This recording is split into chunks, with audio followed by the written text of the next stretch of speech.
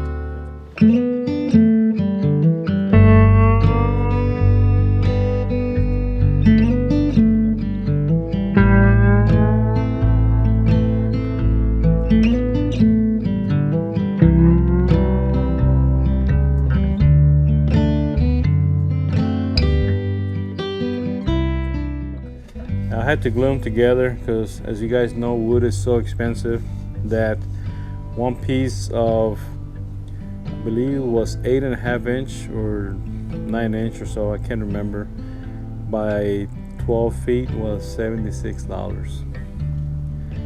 It's crazy. So as you guys can see here, we have already all the cuts done. I also put them through the router already.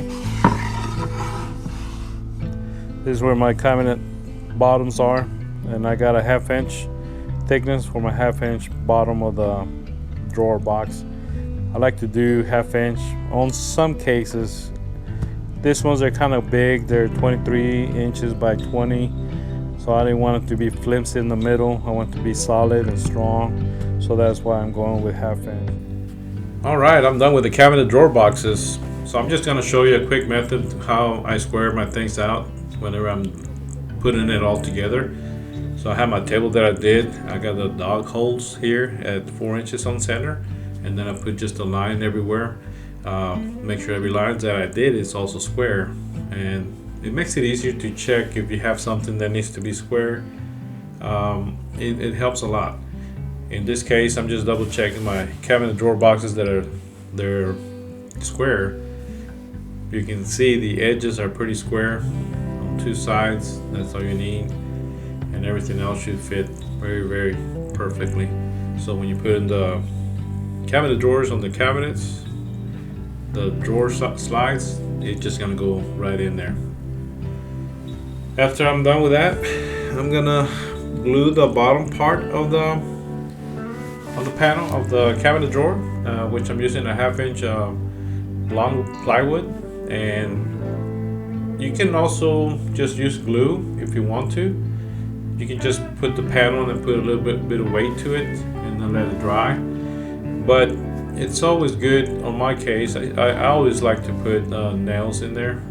I'm using 16-inch finished nails, and they're about 1 inch, I think 1 inch deep. So, and they're just gonna help make it stronger, and you don't ever have to worry about any bottoms coming loose. I mean, you already have the glue, you have the nails, and you have 1/2 inch, so they're gonna be very strong. You can probably stand on this drawer boxes that I did, and that's pretty much how I do most of my boxes. 3/4 inch everywhere with 1/2 inch bottoms. Once you're done, you just remove the excess glue that you have there, and you pretty much a little bit of sanding, and you're ready to do the clear finish on there, and you're ready to go. Well, thank you guys for watching the video, and like and subscribe to the channel, and we'll see y'all in the next one.